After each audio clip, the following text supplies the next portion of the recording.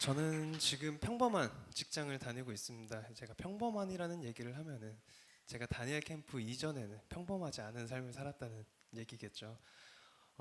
저는 29살 때까지 홍대 프로밴드에서 노래를 하다가 이제 30대 때는 이제 강남에 있는 술집에서 또 노래를 하면서 돈을 벌었었습니다. 이제 여러분 강남 하면은 제일 먼저 떠오르는 게 이제 유흥의 메카 약간 그런 느낌이죠. 그곳은 술과 여자, 뭐 돈, 도박, 별의별 교회에서 하지 말라고 하는 게 다 있죠. 저는 그곳에서 사람들의 많은 부러움을 사면서 살았습니다. 제 인생은 정말 화려했어요. 돈도 제 또래 친구들 훨씬 많이 벌었었고요. 이제 지금은 이렇지만 원래 무대에서 노래하면 좀 잘생겨 보이거든요. 한 7배 정도. 그래서 인기도 좀 많이 있었습니다. 그래서 제가 그렇게 화려한 인생을 살면서 제 인생이 좀 행복했을 것 같으신가요? 딱 하나의 소원이 있었어요. 죽는 거였습니다. 저는 평생을 죽고 싶었었어요. 아버지를 너무 미워했었고 저는 많은 정신병을 앓고 있었습니다. 어, 한 번은 퇴근을 하다가 갑자기 허무와 정신병이 밀려오는 바람에 정말 죽고 싶은 마음에 침대에서 무릎 꿇고 하나님께 빌었어요. 제발 저 좀 죽여주세요, 하나님. 저 사는 게 너무 힘들어요. 죽을 것 같아요. 제발 저 좀. 나는 태어나고 싶지 않았는데 당신이 나 마음대로 창조했잖아. 근데 왜 나를 이렇게 살게 하세요? 저 정말 너무 힘들었었습니다. 근데 그렇게 하루하루를 겨우겨우 견디면서 살다가 어느 날 어머니께서 전화가 왔어요. 화모가 내가 진짜 마지막 소원이 딱 하나 있는데 내가 이번에 캠프를 가. 근데 캠프에 진짜 같이 한 번만 가자. 내가 너 여기서 변화되는 게 없으면 내가 다시는 너한테 하나님 얘기하지 않을게. 그러니까 제발 한 번만 가자.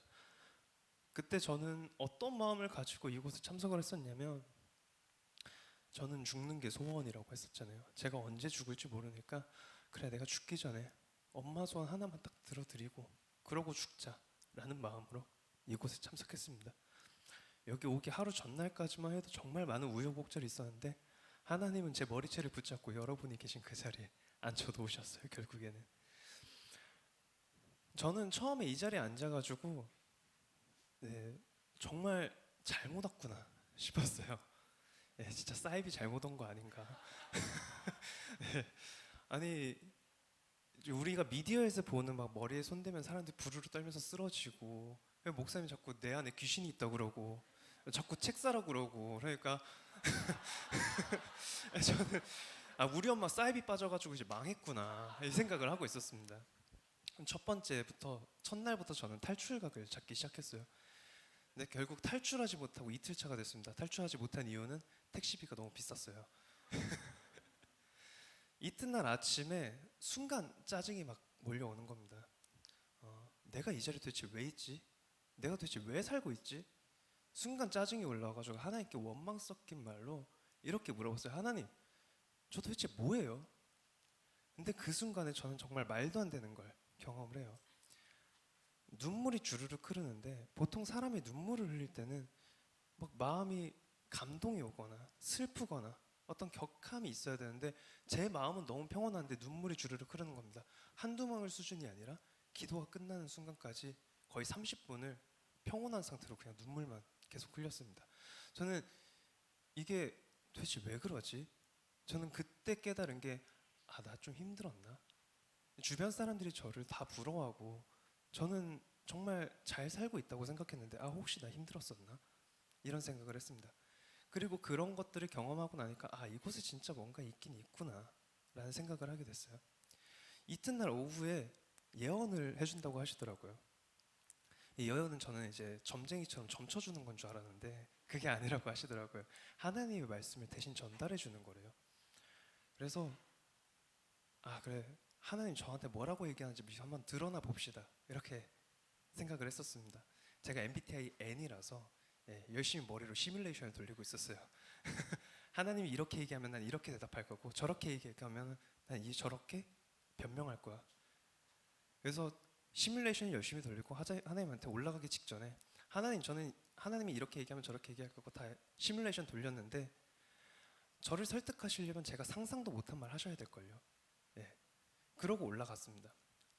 예언해 주신 분이 저한테 처음 했던 말이 두려워하지 말라고 하세요 이렇게 얘기하는데 저 피식 웃었어요. 너무 뻔하잖아요. 예. 교회 다니시는 분들이 있으신데 두려워하지 말라 이거 평생 많이 들어보셨잖아요. 여리고 얘기 나오고 여호수아 얘기 나오고 그냥 피식피식 웃고 있었습니다. 근데 갑자기 그런 말을 하시는 거예요. 너가 그렇게 힘든 와중에도 나를 기억하고 있었다는 게 너무 기쁘다라고 얘기하시는 거예요. 저는 하나님이 질책할 줄 알았어요. 너 그따구로 살지 마. 너 그렇게 하면 지옥 갈 거야 라고 생각했는데 그냥 너가 나를 기억하고 있다는 사실만으로도 기쁘시대요. 머리가 멍해졌었습니다. 머리가 멍해져서 아무 생각도 못하고 있는데 또 그런 말을 하는 거예요. 너의 마음 속에 나를 경외하는 마음이 있어서 나는 행복하다라고 얘기를 하시더라고요. 그리고 저보고 사랑한대요. 저는 하나님이 하지 말라는 거 다 하고 살았는데 그런 거 아무 상관없이 그냥 나를 사랑하신다고 하시니까 이걸 도저히 어떻게 할 수가 없더라고요. 저는 내려와서 그날 진짜 평생 울었던 것보다 그만큼 울었던 적이 없었을 겁니다. 저는 그렇게 제 인생이 점점 변화되기 시작해요. 그날부터 이튿날은 저도 반응이 없었어요. 이제 악한 영이 나가는 그런 게 없었는데 3일차에 이제 저희 찜질방 픽업해 주신 목사님이 그러시더라고요. 회개를 해야지 악한 영이 이 자리에 있을 수 없다고. 그래서 저는 셋째 날 오전부터 열심히 회개를 하기 시작했습니다. 하나님 이렇게 살아서 죄송하고요. 저렇게 살아서 죄송하고. 근데 하나님이 저한테 마음속에 계속 주시는 말씀이 있었어요. 아버지를 용서하라고. 근데 도저히 그게 안 되는 거예요. 그런데 저는 악한 영을 쫓아내고 싶잖아요. 그래서 하긴 해야겠다라고 싶어서 예수님의 이름으로 아버지를 하는데 그 뒷말이 안 나와요. 그 용서합니다 5글자가 도저히 안 나오는 거예요. 아버지를 하고 심호흡하고 다시 예수님의 이름으로 아버지를 하는데 도저히 그게 안 돼요. 근데 그렇게 한참 씨름하다가 도저히 안 되겠다 싶어서 그냥 눈 딱 감고 예수님의 이름으로 아버지를 용서합니다 이렇게 한마디를 했는데 그때부터 재채기가 일어나기 시작하고 구역질이 나면서 제 안에서 악한 영이 떠나가기 시작합니다. 제가 다니엘 캠프에서 사실 받은 은혜는 이거 많이 줄였지만 저는 이것보다 훨씬 많은 은혜를 받았습니다. 그러고 나서 저의 삶이 점점 변화되기 시작하는데 제 인생에서 정말 많은 것들이 변화됐지만 딱 크게 4가지만 말씀을 드릴게요. 제가 변화된 거. 하나는 아버지와의 관계가 회복되고 가정이 회복되기 시작했습니다. 마지막 날에 아버지께서 우리 교회 청년들을 데리러 올 때 저는 아버지랑 마주치기가 너무 싫었어요. 어머니께서 다 같이 식사하자고 하는데 나 아버지랑 마주치는 게 싫어서 식사 안 하고 나 집에 갈래요 라고 얘기를 했었는데 우연히 아버지를 마주쳤어요. 근데 여러분 너무 신기하게도 아버지를 보는데 불쌍해 보이더라고요. 아버지를 미워하는 마음이 전혀 없이요. 불쌍했어요. 저는 아버지를 어느 정도로 미워했었냐면 제 정신병의 99%가 다 아버지로부터 온 거였어요. 아버지에 대한 상처였고 저는 환청을 들었어요. 아버지 목소리를 환청으로 들으면 제 귀를 송곳 같은 걸로 후벼 파고 싶은 충동이 일어나고요. 진지하게 아버지를 죽이고 나도 같이 죽겠다는 계획도 세워본 적이 있습니다. 근데 그랬던 제가 아버지를 보는데 미운 마음이 전혀 안 들고 그냥 불쌍했어요. 제 악한 영이 떠나가니까 제 안에서 변화가 되기 시작한 겁니다. 아버지와의 관계가 회복되고 얼마 전에는 카페에 혼자 있는 아버지가 불쌍해서 가서 안아드렸습니다, 여러분. 네. 감사합니다. 그리고 저에게 일어난 2번째 큰 변화는요. 제가 정신병을 다 극복을 했어요. 저는 이제 더 이상 허무와 불안, 미움 이런 것들이 제 안에서 일어나지 않고요. 환청도 당연히 들리지 않고요. 가끔씩 제가 은혜에서 멀어질 때 허무와 우울이 가끔씩 몰려올 때가 있습니다. 그럴 때는 다시 하나님 앞에 나아가고 자가 축사를 하면서 악한 영을 쫓아내고 그러면서 금방 회복되고 이 정신병들이 제 인생에서 이제 더 이상 아무런 영향을 끼치지 않아요. 그리고 3번째 변화는요. 제가 이제 평범한 직장이라고 말씀드렸잖아요, 처음에.